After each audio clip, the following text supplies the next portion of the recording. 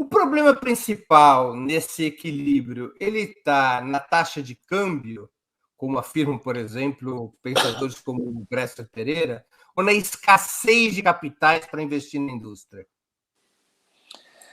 Não, não é escassez de capitais. Eu diria que estou entre aqueles que destacam o problema cambial como um problema importante, sabe?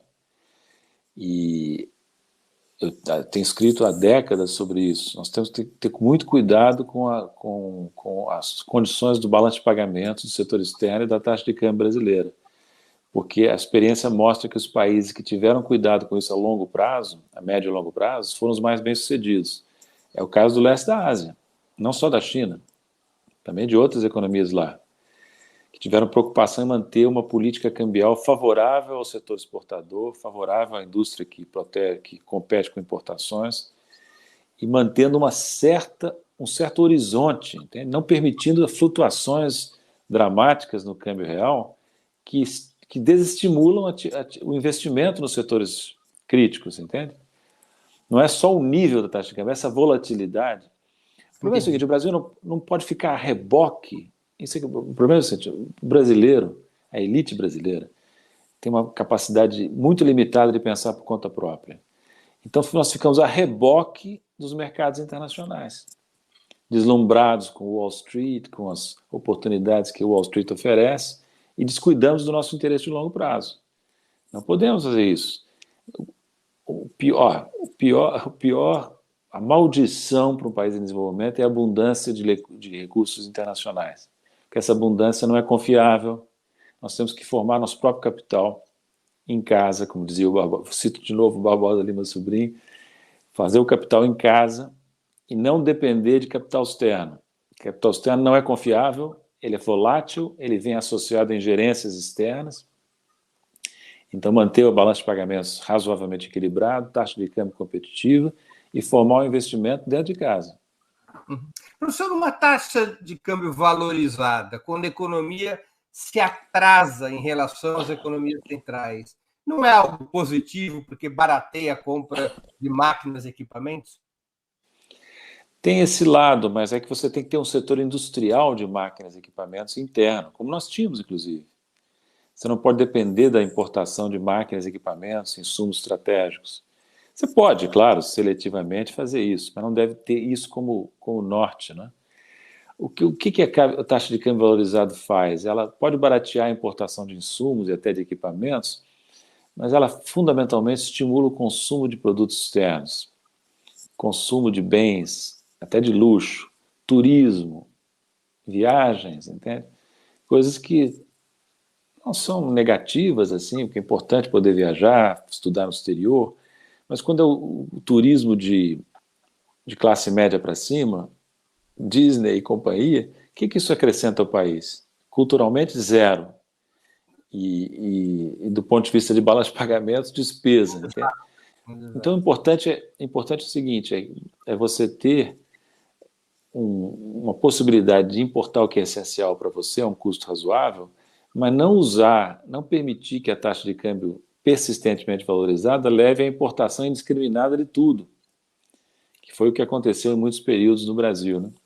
Valeria a pena um retorno ao câmbio administrado com diferentes taxas de câmbio para manter barato a importação de tecnologia, máquinas e equipamentos numa primeira etapa e caro, por exemplo, o dólar turismo? Não, acho que não. Acho que o câmbio... Na verdade, nós já estamos num câmbio administrado, né? Nós temos um câmbio flutuante administrado por intervenções de vários tipos do Banco Central. Nas condições atuais de uma economia como a brasileira e nas circunstâncias internacionais do século XXI, esse regime parece o melhor. Apenas ele tem que ser, na minha avaliação, a flutuação tem que ser mais administrada, né? Tem que ser mais pesada a intervenção do Banco Central para orientar a taxa de câmbio, para estabilizar a taxa de câmbio real, sem anunciar uma meta, viu? Porque se você anuncia uma meta de câmbio nominal ou de câmbio real, você fica vulnerável. Sobretudo porque você cometeu o erro estratégico, você, quer dizer, o Brasil, desde os anos 90, desde o Fernando Henrique Cardoso, o erro estratégico de abrir demais a conta de capitais do balanço de pagamentos. e esse movimento é difícil de reverter. Não é impossível de reverter pontualmente, mas é difícil de reverter. E quando você tem a conta de capitais aberta, ou razoavelmente aberta, fica difícil operar um sistema de metas cambiais. Professor, Então, explique aqui para a nossa audiência o que quer dizer conta de capitais aberta, porque muitos que estão nos acompanhando não são familiarizados com esse conceito. Até os anos 90, o Brasil tinha uma conta de capitais reprimida, relativamente fechada. Não era fácil aplicar recursos no exterior e não era fácil entrar sempre no Brasil. E esse modelo é o modelo mais adequado para uma economia em desenvolvimento. É o modelo que a China segue até hoje. E não por acaso a China é mais bem sucedida.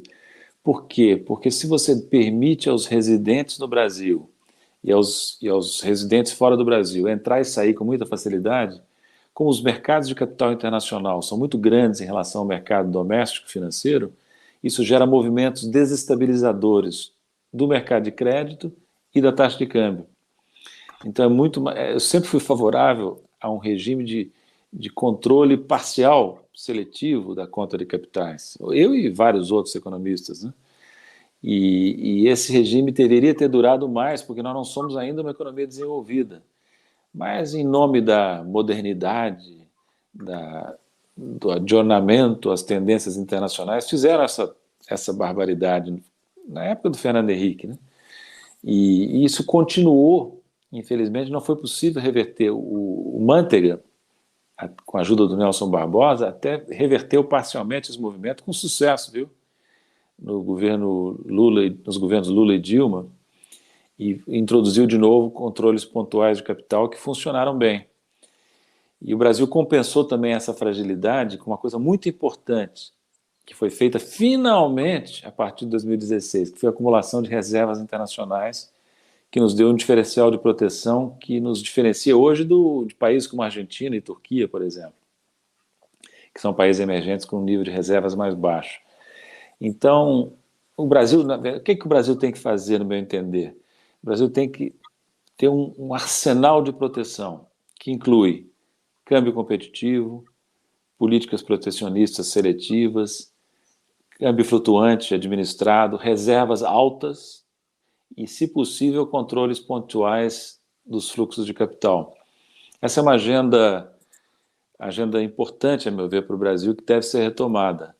Não vai contar com a simpatia da Faria Lima Que vai contar com uma e antipatia quase animal.